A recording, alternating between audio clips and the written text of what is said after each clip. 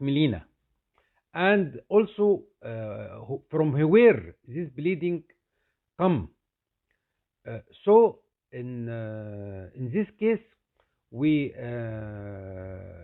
admit the patient and make blood CBC to know if there is severe anemia or no, and also blood pressure, very important, because sometimes this patient suffer from hypotension, and also we prepare the patient to endoscopy, upper endoscopy.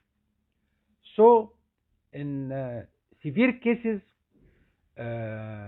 we prepare the patient to upper endoscopy, but in mild cases, sometimes we make stool for occult blood to be sure that the patient suffer from bleeding from upper GIT.